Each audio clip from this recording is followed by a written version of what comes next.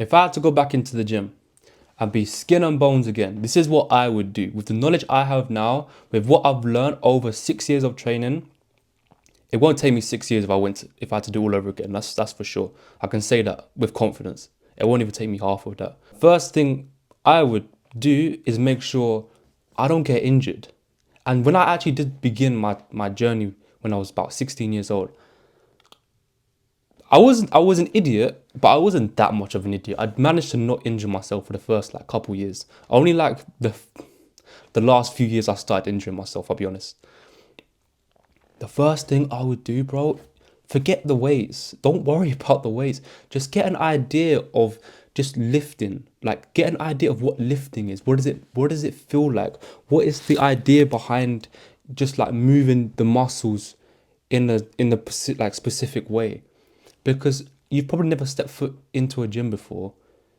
When I signed up, I've never trained before. I trained once in the PE lesson and that was it. My body was aching for days after because my body's never even felt exercise other than five-a-side. Get an idea of what it is like to lift weights. Don't worry about slapping on weight. Not to mention how no one even cares how much weight you're pushing. Just get an idea of what it feels like. And I did that right. I didn't really care about the weight too much because I knew I want to do this correctly. I didn't want to get injured. I didn't want to do some next like crash course of, when you just find a cheat code or cut corners. I actually want to do it right. So I actually had the right mindset. And if you don't have the correct mindset, then change it up right now. Having your mind that this is a long-term idea that you want to do, like putting on size, this is a long-term thing. It's not a quick thing. It's not a trend. Like you have to realize this is now a lifestyle that you're trying to implement, and trying to cut shortcuts is only when you're older you're gonna realize, nah, I shouldn't have like done it like this. I should have done it properly like everyone did. Just do it normally. Don't start cutting corners. And you'll actually like working out is meant to be enjoyable. And the result you get out of it is meant to be like the reward. Like enjoy it. Don't start cutting corners, especially if you just started. So many people online train for a year, nah, no results. Let me hop on something. Like, are you dumb? Like, what is wrong with you?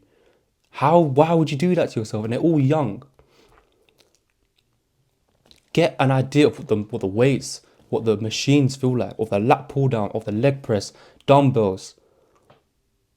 You see what I'm saying? Just get an idea. Don't worry about how much weight you're pushing or the next person next to you who's made more progress than you, because it's all down to genetics. But once you've got an idea of what it's like, you're comfortable with the weights, you're comfortable with the machines, you're comfortable with just using light weights, you're comfortable with the cables, you're comfortable with the cable row, then we can implement a bit of weight. Then we can implement 12 to 15 reps. Then we can implement what's failure. I wish I started failure in my first year of training. After I've gone past of like the beginner phase, which is still your first like couple years.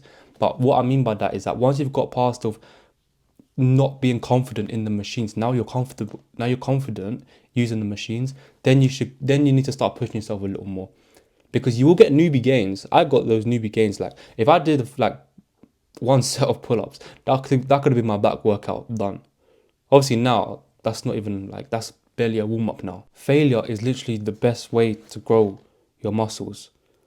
If you cap yourself at 15 reps or 12 reps or however many reps you're doing, one, your body's gonna know that you're gonna do 12 reps because you're doing it all the flipping time.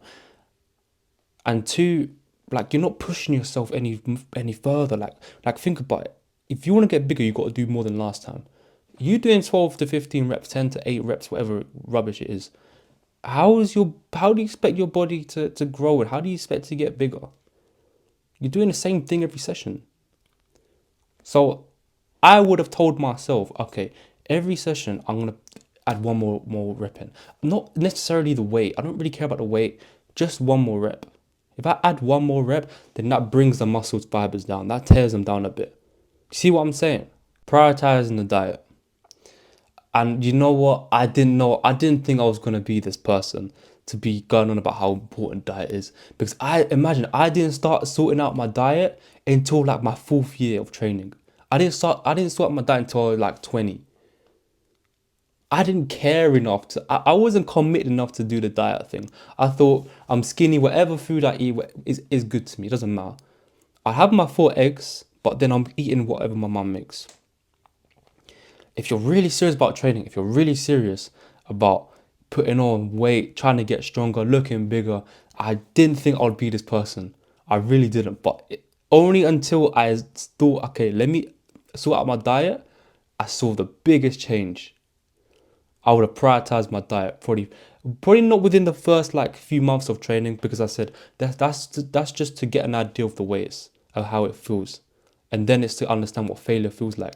After those 2 steps, then all right, okay, prioritize my diet. That's when I would take my diet seriously. That's when I would like ask my parents back in the day, can you just get like an extra bag of oats? Can you get an extra carton of milk? That's when I would have thought, right, okay, let me actually be more serious. I'm ready now. I'm fully committed. I've got an idea of what the gym feels like. Let me actually feel like, let me get an idea of how like the kitchen feels like. Because I know how to train now, but I'm not fueling my body optimal, like with the optimal levels. It's like you got a car and you're just filling up the tank halfway. It's not going to last as long if you do it full tank, is it? You're not going to get the full potential out of that car unless you fill it to its maximum potential. Diet. Like I said, I didn't think I was going to be the person to scream on about diet, but here I am. Diet is so important. Getting the right amount of protein in is so important. You need to have, if you weigh yourself in pounds, right, I'm over 200 pounds. So I know I need over 200 grams of protein. Let's say, for example, you're 130 pounds. You need 130 pounds of protein. And you can get away with a little bit less. You can get away with 100. But ideally, you should aim for the exact number of pound per weight that you are. So I'm still staying with diet. Now I'm talking about complex carbs. And this is a mistake that I made only like a couple years back. This is recent times I made this mistake. Let's say you're a big guy, you want to cut. Because I was big. I got big. Like I'm no bullshit thing. Like I put on a lot of weight. I was over 100 kilos. I was pushing 110 at one point. I was ready to cut because I had a lot of body fat.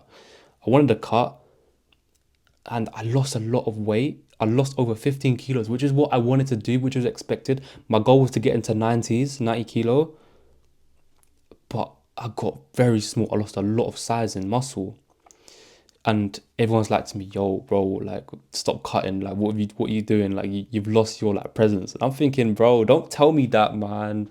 Like, I've just spent so much, like, time, cutting, on the cross trainer, on the treadmill, eating 2,300 calories or eating 2K calories. And now you're trying to tell me, oh, I look too small, I've cut too much. The reality was I did cut too much. I was in too big of a deficit.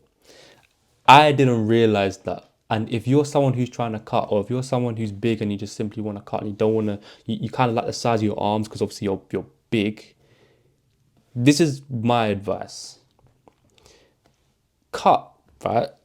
But when you cut, don't be afraid to cut. If you're gonna cut, don't decrease your calories. Start with the cardio. Start with the cardio, because you should be doing cardio all year round. You shouldn't be doing cardio. Oh, I'm bulking, I don't need to do cardio. That's a load of bullshit. You need to be hitting cardio. Don't be afraid of cardio, and you're not going to lose any gains. Cardio it's just got benefits. There's no cons doing cardio. Absolutely zero. You have to be hitting cardio at least a few times a week. It doesn't have to be every single day, but incorporate it like maybe 3-4 times, 20 minutes, half an hour. It hasn't got to be too much. It doesn't have to be an hour of sprinting. Even if let's say you're working or you got PE or you're in school and you're on your feet a lot, then that could be your cardio. But you have to lose weight like very slowly. I was losing a kilo a week, 1 kilo a week. So at the end of the month, I was losing 4 kilos. So imagine if I'm 105, I was basically at 100 in a month. That's a lot of weight. And yes, some of it's water. Most of it is water at the beginning.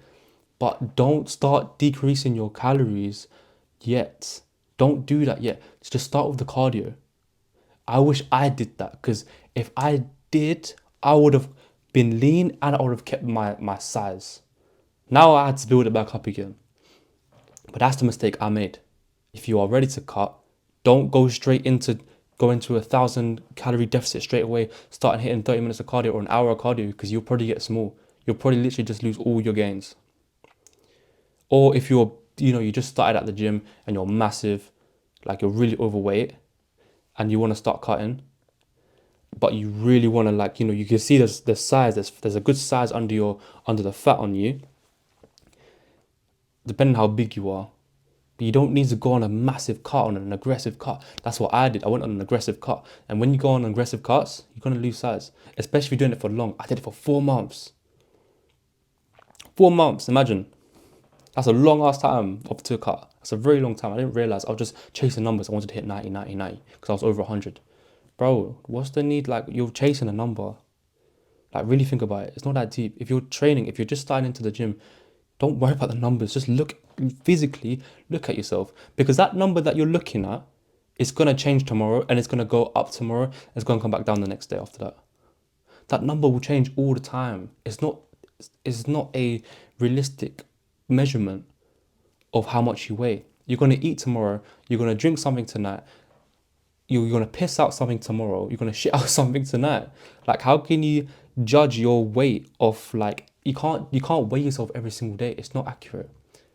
I'm not saying I don't recommend weighing yourself, but within reason. Like weigh yourself once a week. That's my advice. I think weigh yourself once a week, not every day. It's just so inaccurate, because you'll add, like, you'll wake up tomorrow, you realize that you're a kilo over than yesterday. Oh, I'm eating too much. Now let me just cut again. But no, you're just holding more water. This is what I mean. Like, people don't realize this. This is the knowledge that I have now that I would incorporate into my teenage self. I would teach myself the basics about complex carbs. Complex carbs like sweet potato, normal potato. These vegetables, they're the ones that you want to have into your body, because they're the ones that allow you to actually push muscle. If you don't have any carbs into your body, how do you expect yourself to push any muscle? Again, I didn't know this. I'm thinking protein. No, if you don't have any carbs is what help you have energy. So if you have no energy, then you're not going to push enough weight. And if you can't push enough weight, you're not going to get big enough. So you need to have carbs. And the best carbs have complex carbs. They're the best carbs you can eat. And the last tip I would give myself is that if you're going to track your food, which I didn't do, but I would probably introduce it to myself. I would have definitely introduced it to myself. Just get an idea of what it's like.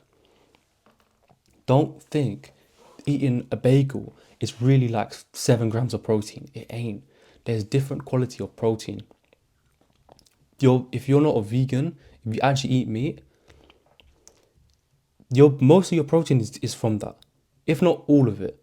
Don't think that, oh, I've got like a 30 extra grams of protein from oats and from bag of crisps from all the bread you ate. That ain't protein, bro. That's just low quality protein. It's incomplete protein. Does it make sense? Like, you can't really grow off that. Don't count that as protein. Just count that as your energy. So if the numbers on your tracking system says that you've hit the target that you're going for, let's say you're 130, you're trying to hit 130 grams of protein, and you're actually at 130, and you realize you've eaten a lot of, if your carbs are very high, let's say they're over like 300 grams, then you've had most of that protein is just from your carbs. And that's not that deep. That's not that big of a deal. But just have that in mind. So don't be scared of just throwing another egg in there. Don't be scared to actually have a bit more like good quality protein. Because bread, pasta, oats, they're good carbs. They're not complex carbs, but they're decent carbs, good enough for you to get a good workout in if you have it before your workout. But that's not going to grow your muscles. That's just going to help you. If you're going to eat those sort of carbs, have it before you work out. And then you'll push a lot more weight and you'll get bigger because you've managed to stress your muscles out in a good way. Good stress. Good tear down. That's what you need. Muscles grow from recovery once you've teared it down. If you can't tear it down good enough into the gym, they won't grow as much. And to tear them down, you need to eat properly. You need to eat food that's going to give you energy, which is carbs. Complex carbs ideally, but you can still throw in a bagel or pasta.